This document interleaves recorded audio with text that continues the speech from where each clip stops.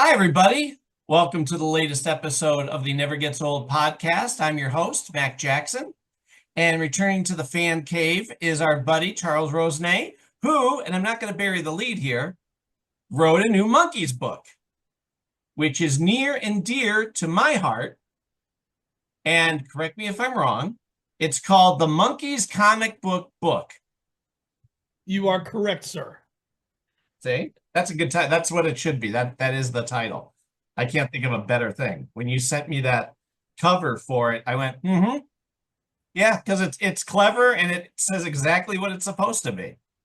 I try to come up with more clever things, but it's a reference book, it's a price guide, it's got interviews, it's got celebrities, it's so much more than that. But Mhm. in basis, it's us fans who, maybe know some of the comics, who would have loved to own some of the comics, who have maybe one or two and never have a complete collection. Maybe we have them in, junky condition. Well, here it's finally going to be released in restored, like digitally unbelievably beautiful, like it just came off of a comic book store's rack of current Marvel or DC or any of those graphic novels. It's just, well, I'll show you. Yeah, show me. I mean, because I've seen panels through the years, but I've never had one. Oh, no way. Yeah, it's Well, not right. I should they're have all a blurry, faded, but pixelated. now they pop. Oh, yeah, they do. Look It's at that. gorgeous, and every issue is, been digitally restored. Took years. This took years to do, Mhm. and just very proud of the Monkees Comic Book Book, not on Dell where it originally came out, but on Bell Bell. for the Davy Jones, solo album Yep. connection, and Yep. also the bell bottoms on our little Davy Jones lookalike guy who's finding his comics in the comic rack in the old pharmaceutical Correct. Yeah. drugstore. I think that's a great cover. Put so much into it. Credit goes to a gentleman by the name of Dwayne Dimmick, Mm. who put out books under the name Ed Finn. If you Okay. know, old Monkee books that have come out through the years, and we were finished what we thought with the book and just needed a cover, and then Mark Arnold, who's the co-editor, the co-author. I don't know if we're actually authors or compilers or editors here. And we worked together on, as you know, the Happy Together Turtles book. Yep. And I were just so proud of this monster book. It's 600, almost 600 pages of incredible stuff. And we, said, let's put out something on the Turtles and let's work together. And what isn't out there that needs to be out there? What's been gone for so many years that fans have always, asked about or would want to get and can't put it together, and it's so expensive, whatever the case may be. And we did most of the book between us, and then brought in Dwayne Dimmick, and Dwayne said, "Man, I could spruce this up a little." And I'm saying, yeah, but we have a convention coming up September 4th, 5th, and 6th. It's got to be ready for there. That's the launch. That's the key. And we said, well, originally September 12th was the date we wanted to launch it because that's 60th anniversary of the first TV episode airing. But we moved the convention to September. We moved it a week earlier. And then when we did that, we put ourselves in a bind because here's a book you're working on for 4, 5, 6, whatever years. And now all of a sudden, you got 2 or 3 months to get it to a printer overseas, to have printed, to make sure everything is right, to get back the proofs. It's a quite a process. And Dwayne, said, "Well, I got to add stuff," and he did, and he added a timeline which showed what happened when the issue number one came out, issue number two, and what was going on in the Monkees world at the same time.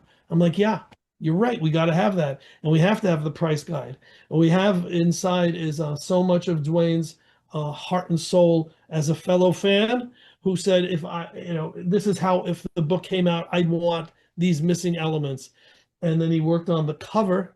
I'm going to share this with you. Are you a Yeah. comic book guy? Are you a big comic book guy? So you know the back of My cover. whole life. My whole life. You know how this, you're looking real quick. That's a typical back cover, right? Yes, sure. Well, it's not. It's Jose Delbo, Uh-huh. the actual Monkees artist. And instead Wow. of instead of you too can draw comics, Right. what's here is celebrities commentary on the Monkees, like Cousin Brucey or New Waver Thomas Dolby, uh, Daryl McDaniels from Run DMC, Oh yeah. Martha Quinn, MTV, John Sebastian, Anson Williams, Susie Quattro, all these people. I couldn't fit them inside the book because for all 16 comic books, hey, we weren't going to talk about comics. We were going to talk about the convention. How'd you do this to me? Um, all 17 issues are included here, but they're included with commentary. This is fair use. So each one has a celebrity Mhm. or a Monkees super fan, like a Fred Velez, commentary by Butch Patrick, who was in one of the Monkees shows and is a big Monkees friend. So they commented or gave commentary on each chapter. You know who gave a great commentary, and we just lost him, is Victor Willis, the lead singer of the Village People, who equated his band to the Monkees in many ways, because that was Wow. put together as just a one shot, but then they continued on for years and years as a touring act. Anyway, so there was 17 of those, but yet I got so many more celebrities who wanted to be part of the book. So that's how we figured out what to do with the back. And that's all thanks to Dwayne Dimmick. So Dwayne, you did an amazing job on the cover. What's unique is it's a vertical, but then when you open it, hello, it's Oh, horizontal. that's neat. How you're able to get all these amazing comics in there, Wow. and then it just goes on and on with everything, and it's really very special. Uh, It's got all the authors in there, and before it's got an actual interview that I did with Jose Delbo, who was the Monkees artist before he passed away. We got an amazing interview with him. So wow. really, really proud of this, proud of the book. It's got a real comprehensive price guide. So if Mhm. you have, Monkees Comic Book number 9, and you want to know what it's worth, it lists all the conditions and all that. And a forward by Peter Noon, Ah, who was that's not nice. so really, really, really so proud of this. And it's launching where? At the Monkees Convention, which Which is where? it's in North Haven, Connecticut, and Mhm. I'll explain why. It's September 4th, 5th, and 6th. It's the Clarion Inn Hotel, which is where I produced the Peter Tork Memorial Convention Hmm. at best. So a very, very comfortable location. Didn't want it to be over the top and the Meadowlands, thousands of people. This is, 300 people. It's like the original conventions that used to happen in the 70s and 80s. Sure. Maggie McManus, Lois Gibson, Ed Riley, they used to put on shows in the what was it? This New Jersey like Firehouse. No, the Trenton War Memorial. And it would be, it started off 50 people, then came maybe 100 people. And then I got involved, brought it to Connecticut in 1982, and, had 500 to 1,000 people. And that was the first time a Monkee ever came to a Monkees convention. Peter Tork was our guest, and near dear friend from then on. But yeah, in those days, well, 82, there were Beatle conventions. No Beatle had ever showed up at a convention except for Pete Best, who was also a dear friend, and no Monkees that would ever, to a Monkees convention. Come on. But then it became like commonplace. Monkees would show up at Monkees conventions. No other people love their fans as much to do that. Davey jumped at every opportunity whenever there was a fan scenario. So years went on. I produced or co-produced conventions through the years, and then in my brain I thought, wait, we had this amazing 2013 David Jones Memorial Convention in New Jersey, which I was very involved with, and then we had the Peter Tork Memorial Convention. I don't want to keep doing memorial conventions. Right. I Right. want Mickey to stay alive and tour and record and keep going for years and years. But if I'm going to do one last hurrah, if I'm going to do one last convention, which this is, for me, this is the final Monkees convention, I thought, well, it's got to be on the 60th anniversary. Mhm. Timing is such that the book is coming out, that we've got some amazing guests who are joining us.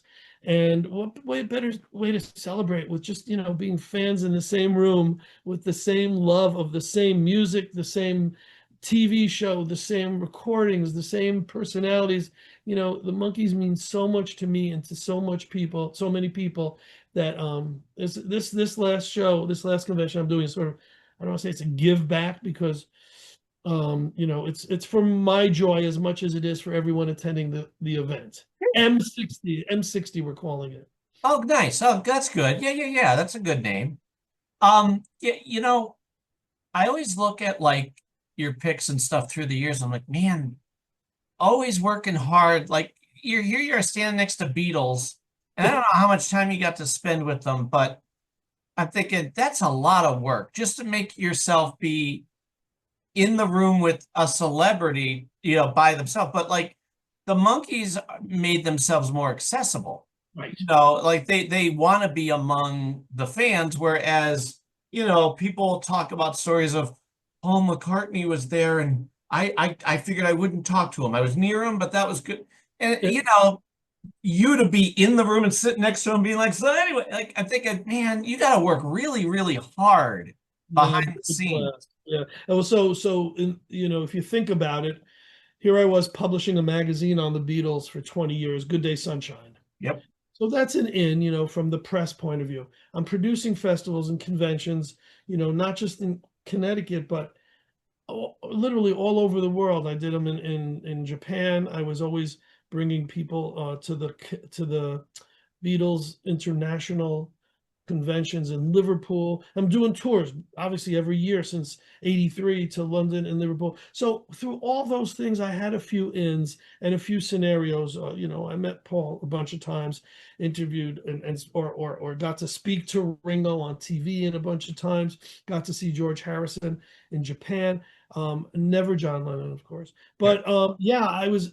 Sometimes you're in the right place at the right time. Sometimes you create your own opportunities, but that's mostly the case. If I'm in the room with McCartney and it's the 10th anniversary of my Good Day Sunshine Beatles magazine, you better believe I'm going to tell him about it. I'm going to try to get him to record a message to the fans. And while I'm there, maybe get an autograph. But most importantly, and I didn't think of it in those days, and thank God I got lucky because I've been, you see me, publishing a lot of, if it's someone's birthday, I'll usually put a picture of them with me. I try to do that. And there was tons that I didn't get. I was thinking back recently, I met Howie Mandel when he was just starting out as a comedian, Judge Wapner from People's Court. I don't have any of those pictures to share, but I think I have the important ones. Tons of ones with the Monkees, a bunch with the Beatles, and to me, even if it stopped there, I'd be happy. Right. Oh, yeah, yeah. I remember, I think I told you maybe, when I first met Peter, Mickey, and Davey, this was 96, maybe. It was when Justice came out. Uh-huh. And they came, to close enough to my hometown. So I'm like, you're darn right. I was the first one at the door. I was holding court outside with all the gathering fans. Bravo, Well, bravo. lo and behold, I get to meet them. And as you know, and spend some time after the show with each of them, and it was great. And as we're walking out, somebody said, "You could die happy now." I said, "No, no, no, no. I got to meet Nez," and you know that story. So, you know, The to, best. to at the time, you go like you said, if it ended now, okay, check. Like we're very blessed, we're very Yeah. lucky, and thank God these are wonderful people who you don't go, oh God, that wasn't great. You know what I mean? Like you always meet good people. Yeah, I'm sure there are some that aren't as good, and Oh yeah, yeah, yeah. And I've met some of those people too. I've had a few. It's we talk about meeting and all that. And behind me, there's a drum head. I used to be the lead singer in a band called Monkee Mania for a few conventions when there were no monkey bands to be had. I just said, all right, I'll put it together myself. You know the story. You know the story. But the story of the drumhead is John Sheridan, who was our more of a definitely a sound alike, great performer, great musician. He'll be at this convention, but he was also a lookalike. He had the big sideburns. Force him to wear the hat. So he was a Nesmith. He was what to Monkee Mania. He was what Mitch Weissman was to Beatlemania. Mhm. The look-alike, the sound-alike, and all that. And when the band ended, he gave me the drum head. And the first one I had sign it was Mickey. And he Oh, wrote, sure. I'm a believer. Then Peter signed it and he wrote, me too. And I never figured I was in a rush to get Davey to sign it. Right. because I saw him more than anyone. Mhm. He'd call me on the phone. We had him and Peter and I, we had relationships. So I finally got Nesmith to sign at the top, which was very, very just such a great scenario. We hugged, and it was like he wasn't allowed to sign anything else, but he did. He went against his handlers Yep. to sign at a concert. And so I'll always have that as a nice memory of three situations where I got signed, but not Davey, sadly, because he was the one who was my easiest, my go-to, the one I spoke to and saw the most, and we unfortunately lost him. But anyway, I But don't. you know what though? I mean, let me tell you. Okay, you didn't have him sign the drum head. That's, you get to you had a bond with them. Like you could talk about conversations that you had with him. So that's more important. You know what? Like you were saying about, oh, I wish I got a picture with Judge Wapner. Yeah, but you met him. You mentioned that. Thank you for saying that. Actually, because some of Davey and I's most fun conversations was just like the most irrelevant. I think I might have told you this, but he'd call me on the phone. Charles, I go, yeah, who's this? Davey. I go, Davey who? And he'd get upset. I mean, he's the only Davey on the planet. I go, oh yes, hi, what's going on? How you doing? Look, quickie. I need to know, are these Beatles baseball cards worth anything? Aw. Huh? He goes, I found a bunch of them in my attic. I just need to know. I go, well, a buck a piece. Okay, thanks. Bye. That was it. That would be a Davy conversation. Sure. Before he passed, he was actually, I do these Beatle tours where we go to London and Liverpool, and Yeah. in those days we'd sometimes add an extra city. We would go to Scotland. We'd go to places, Amsterdam, places where the Hamburg, where the Sure. Beatles have other history. And I thought, you know what? They played a lot in Manchester. What would be a good reason to go to Manchester, which is only 45 minutes from Liverpool? Well, a good reason would be to visit some of the places where Davy grew up, his home, and make it of interest to a Monkees fan. So we were doing Davy's Magical Mystery Tour. Nice. He kept saying, I don't have time, I'm concert. Finally, he said yes, and finally he had the opportunity to go. And that summer he was already gone. So Wow. I couldn't have him host it. We went to Manchester anyway, and it wasn't the same. So a bit of irony, a bit of sadness with all that, but most of it's been happy. And when you think of the Monkees, it's happy, it's great memories, it's great music, and that's what we're trying to bring to the convention. A few of the things besides, obviously music, we're having bands nonstop at night. During the day, all the guest speakers and the authors, anyone could just go to the website, www.monkeesfanconvention.com. But here we are a month away, and I'm still adding people. We added Henry Diltz, the Monkees friend and photographer, Valerie Carey's, Vinay, Oh, who's been in more Monkey episodes than anyone and except Batman. the four guys and Batman. Yeah, yeah. Yep, yep, yep. John Billings, the current Monkees bassist, Rich Dart, the current drummer from Mickey's, tour band, and on and on. You can go on the website. I don't want to mention all because if I leave out people, then Sure. what's the interesting guest is the actor Greg Avigan, who's from My two my dads, where yeah, David was on. PJ the Bear, Techway. He has, nice credentials. But what's his monkey connection? You just said it. Yeah. Davey was on Davey twice. Price. So he'll come in and talk about his memories of Davey. And that's sort of like a mainstream guest. So if yeah, I'm a Monkees fan, but do I really want to go to this convention? You say, oh, well, this actor will be there. Maybe it makes sense to go.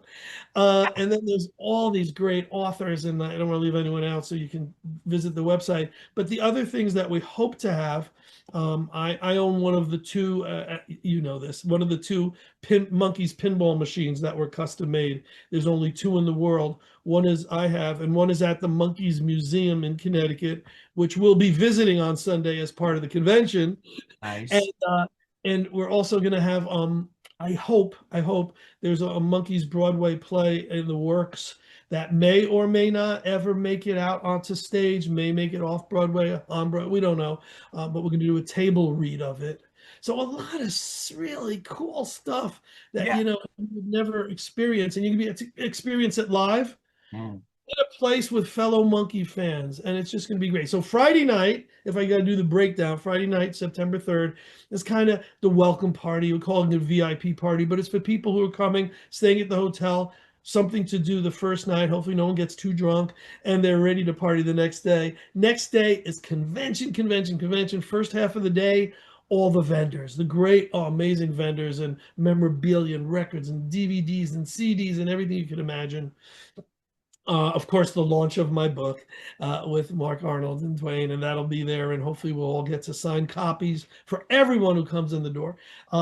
Then it's also guest speakers and panelists. So that's all during the day.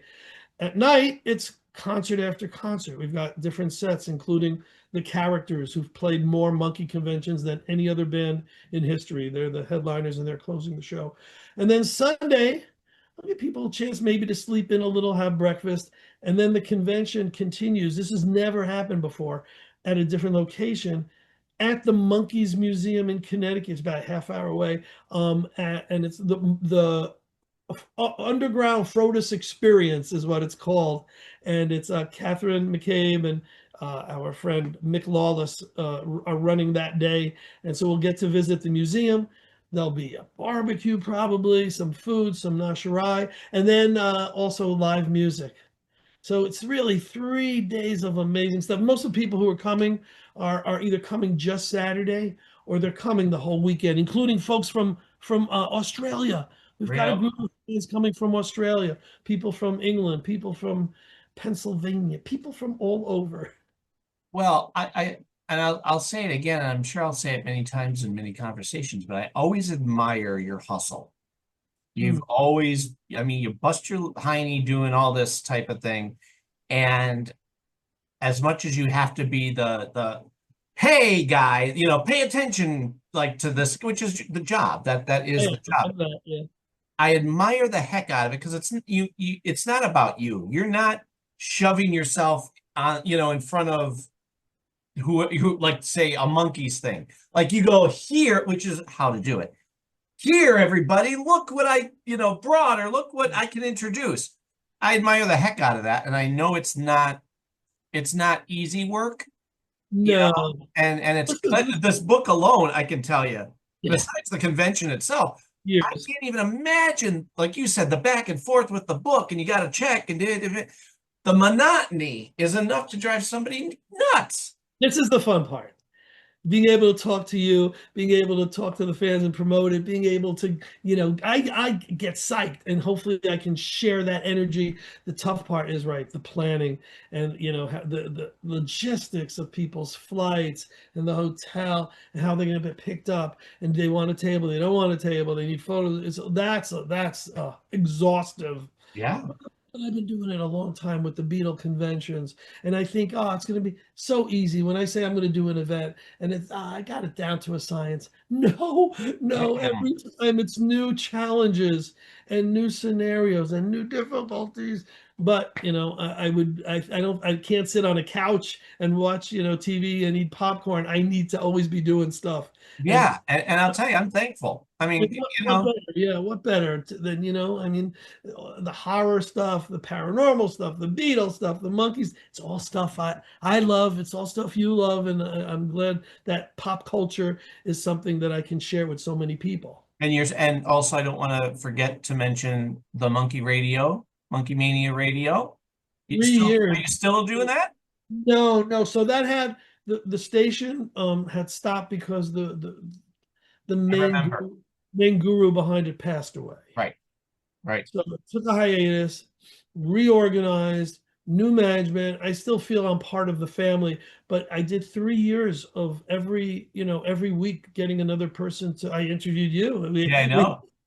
Of getting different people to interview, and absolutely loved it. I mean, from the Mickeys and the Coco right up, the top, right up to people who just were fans who had great collections and great experiences. I just, for me, everything was equally as interesting. And, I never prepared. I would just ask like you do. We prepare questions. You just, go with the flow and hear what your guest is saying and react accordingly. And 3 years of that, it ran its course, and I didn't have a lot more guests who I could have interviewed. So I was good with that. Oh, But sure. what really was I proud of is around the same time, Collector's Call on MeTV did a special Monkees episode. Yes, they did.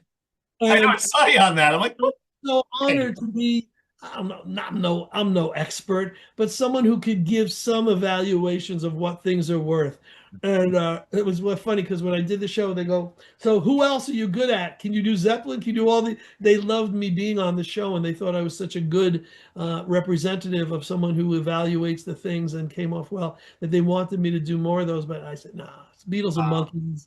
I'm not, I don't think I'm well versed enough. I would have to, do the research and fake it." And one was enough, and I'm glad it was a monkey show. I'm so proud of that. If they ever re-air it, and anyone hasn't seen the Collector's Call on MeTV of the Monkees, it's Catherine McCabe's collection at the Connecticut Monkees Museum, which we talked about earlier. And so it was just really fun being in a room with someone who I knew really well and knew her collection well, but also with Lisa Welchel, who's Yeah. the host of it from Facts of Life. Yep. I took advantage of that because at the same time I was working on the book of top 10 Beatle lists, where I was trying to get celebrities lists. Yeah. You better believe I hit her up for a list. Darn right you did.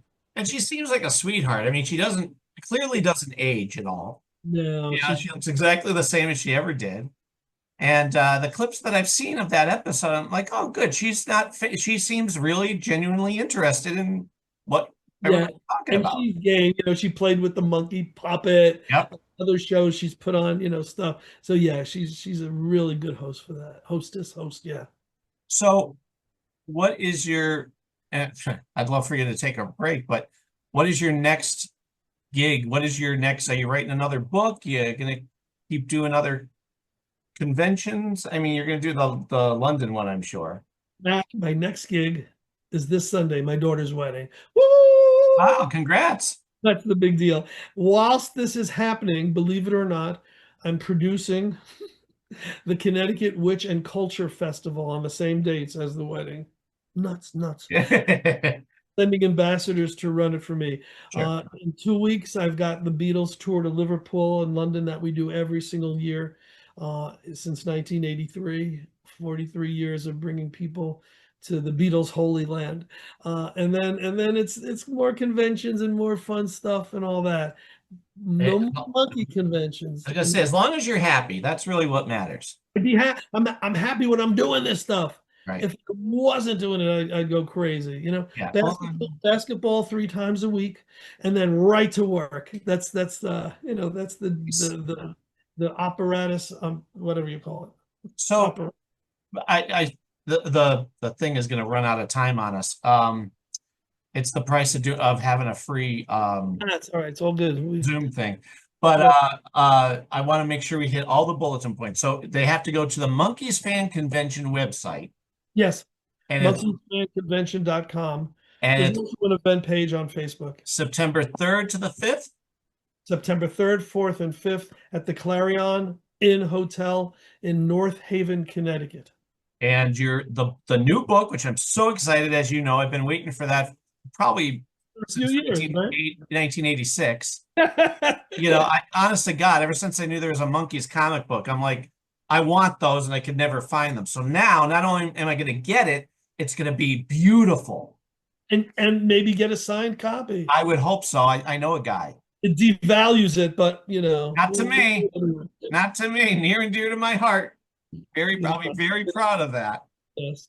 And that'll be on sale through Amazon after September 12th, after the official release.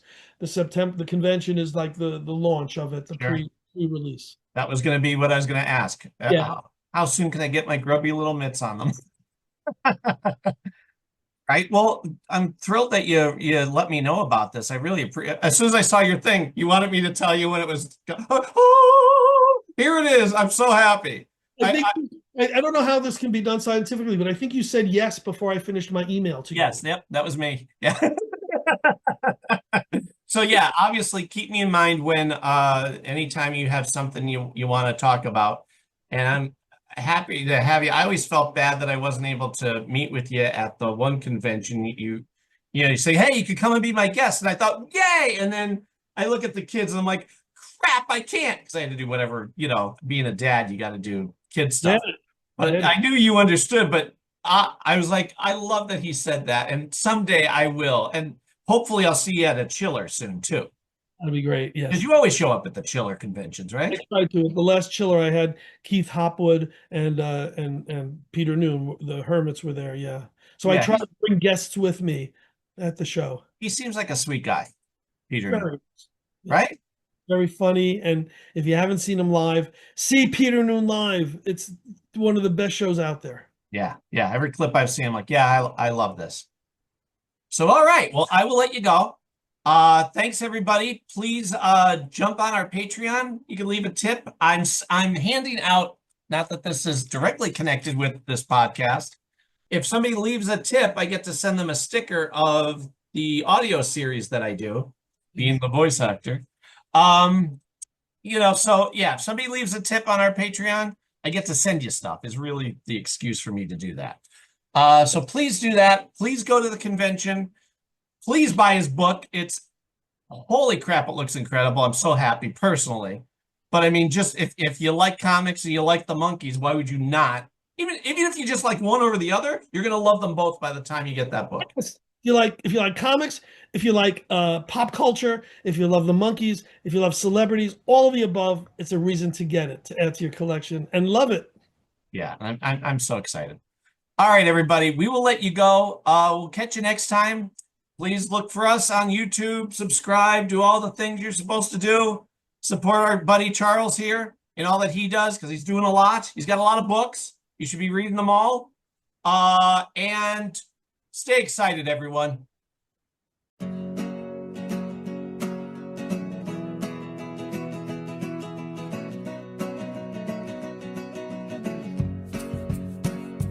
The Never Gets Old podcast is part of the Forever Adventure Network and made possible by your donations through Patreon.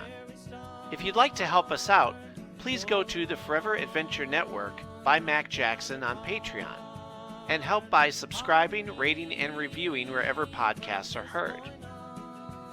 We also have a Facebook, Twitter, and YouTube channel.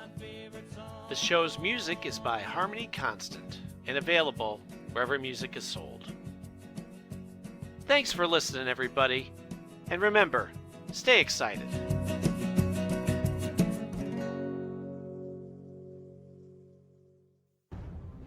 The Forever Adventure Network. Welcome to the adventure.